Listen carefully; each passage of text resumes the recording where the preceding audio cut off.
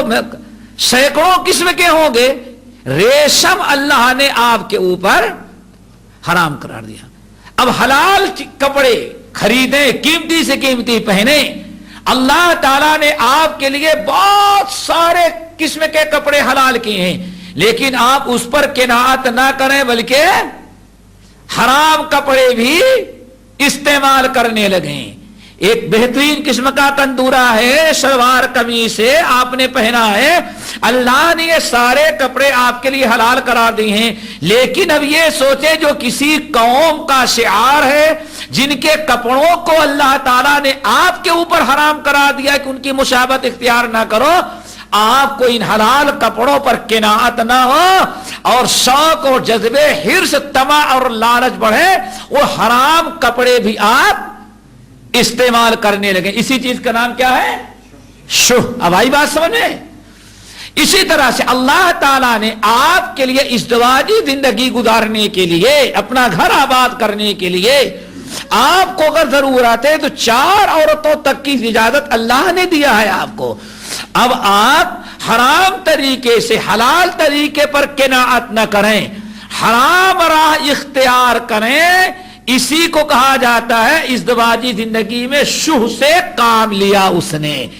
آپ ایسی جتنی میں نے مثالیں دی سب کو آپ دیکھ ڈالیں، جو چیز آپ کو ضرورت ہے اللہ نے جس کے بغیر آپ زندگی نہیں گزار سکتے، کافی مقدار میں حلال چیزیں مقرر کر دی ہیں، لیکن اگر آپ اس پر قناعت نہ کریں، آپ اس پر بس نہ کریں، مزید آپ کی حرص طمع آگے بڑھے اور آپ اپنے حرص کو پوری کرنے کے لیے، طمع کو پوری کرنے کے لیے حلال سے تجاوز کر کے حرام چیزیں کرنے لگے، اسی چیز کا نام کیا ہے؟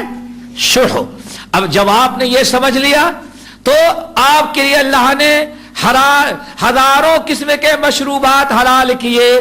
آب زمزم آپ کے لیے حلال ہے، دریا کا پانی آپ کے لیے حلال ہے، چشمے کا پانی آپ کے لیے حلال ہے، ندیوں کا پانی آپ کے لیے حلال ہے، کنویں کا پانی حلال ہے، بارش کا پانی حلال ہے، پہاڑوں کا پانی، سارے پانی حرام ہیں۔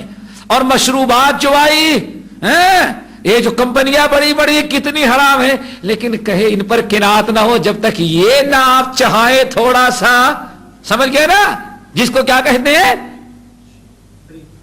ڈرنک، یا کیا وسکی کیا کہتے ہیں؟ اب شراب نہیں کہتے لوگ، کیا کہتے ہیں؟ ہاں۔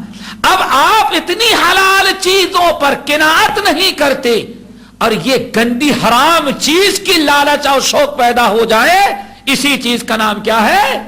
شہ۔ اللہ تعالی ہم سب کو شہ سے بچائے۔ یہ شہ جو ہے اس کی بہت بڑے نقصانات ہیں، بہت خامیاں، بڑی برائیاں اس میں ہیں، بڑی بد اخلاقیوں کا یہ منبع ہے۔ بلکہ بعض لوگوں نے کہا ہے، محققین نے، انہ رأس المعاصی، معاشرے میں جتنی برائیاں ہوتی ہیں سب کی اصل کیا ہوتی ہے؟ شہ۔ لیکن شہ کا معنی بخیلی نہیں، وہ آخری معنی جو میں نے بتایا وہ لیں گے تب۔ انہ رأس المعاصی، تمام برائیوں کی بنیاد اور اصل کیا ہے؟ شہ۔ لیکن بعض اہل علم نے کہا ہزاروں برائیاں جو اس کے اندر پائی جاتی ہیں، بہت ساری بد اخلاقیاں جو اس میں پائی جاتی ہیں، اس کی وجہ سے معاشرے میں پھیلتی ہیں، ان میں سے 4 نہایت خطرناک ہیں۔ اللہ تعالی ہم سب کو ان 4 برائیوں سے بچائے۔ اور ان 4 برائیاں ان کی اصل کیا ہے؟ شہ ہے۔ وہ کیا ہیں 4؟ نمبر 1 حرص۔ کیا؟ حرص۔ آب زمزم جیسی مقدس چیز پر قناعت نہیں، حرص کس کی دل میں شیطان نے پیدا کر دیا؟ شراب کی۔ حرص۔ حرص کیا چیز ہے؟ لالچ، طمع۔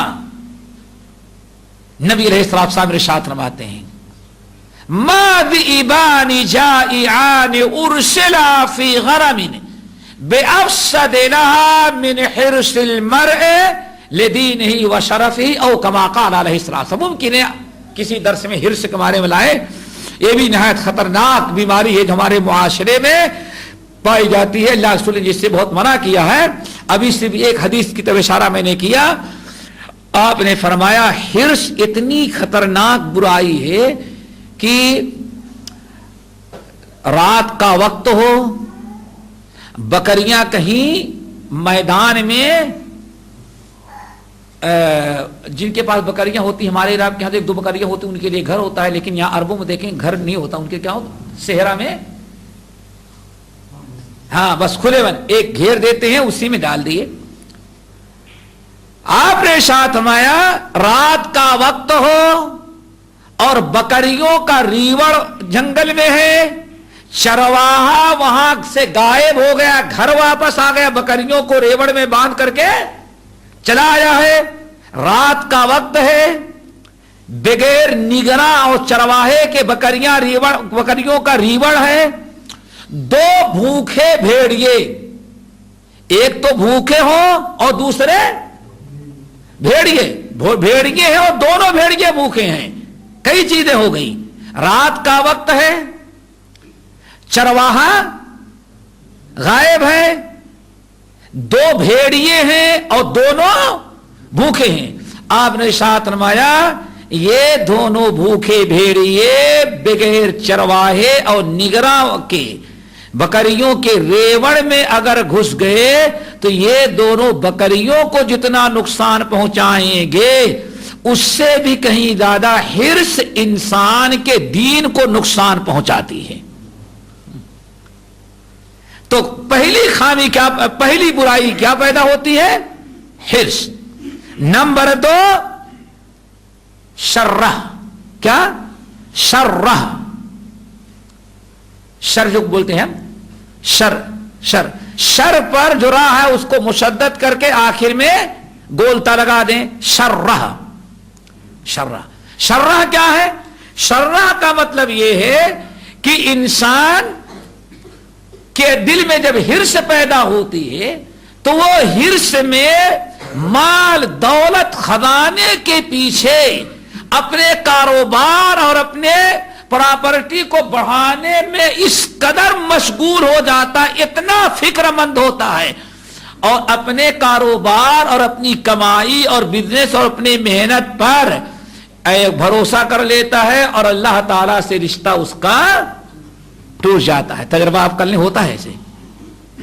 ایک غریب متوسط درجے کا انسان جتنا اللہ تعالی رزق کے معاملے میں اللہ تعالی سے تعلق رکھتا ہے, خوشحال انسان اتنا کبھی اللہ تعالی سے تعلق نہیں, کہ بھائی ہم تو ہمارا تو سب کچھ.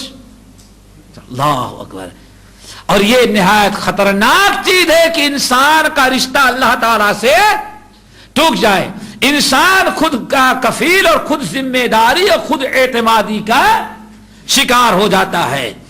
اسی لیے اب وہ اللہ تعالیٰ کو بھولتا ہے, قدم قدم پر اللہ تعالیٰ کی طرف رجوع کرنے کے بجائے وہ اور کسی چیز کی فکر میں لگا رہتا ہے.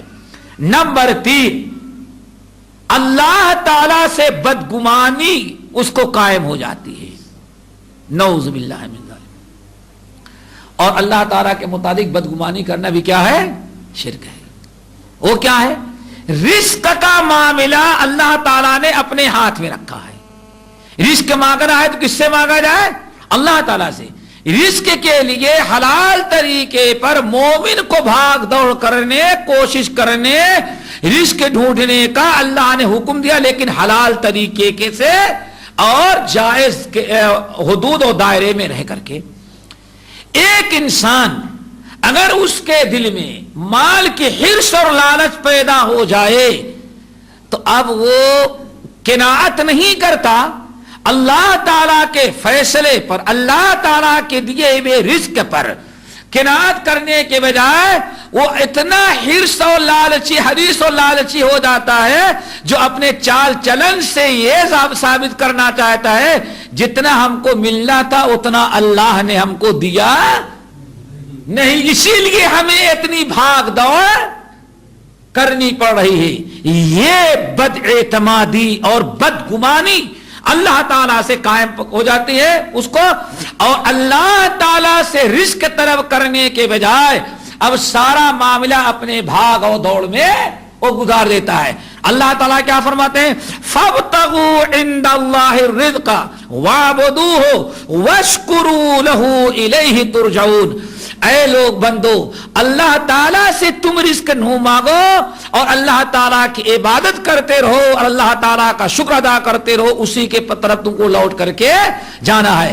اور نمبر 4 نہایت خطرناک چیز جو پیدا ہوتی ہے میرے بھائی وہ یہ ہے کہ منع الحقوق، یعنی اس کے اوپر جو غیروں کے حقوق واجب ہیں، بیوی کے، بچوں کے، پڑوسیوں کو کے، رشتہ دار کے، قرابت داروں کے، یتیموں کے، بیواؤں کے، مساکین کے، اب اس کا حرص اور اس کا شوہ جو ہے لوگوں کے دینے کی راہ میں ہمیشہ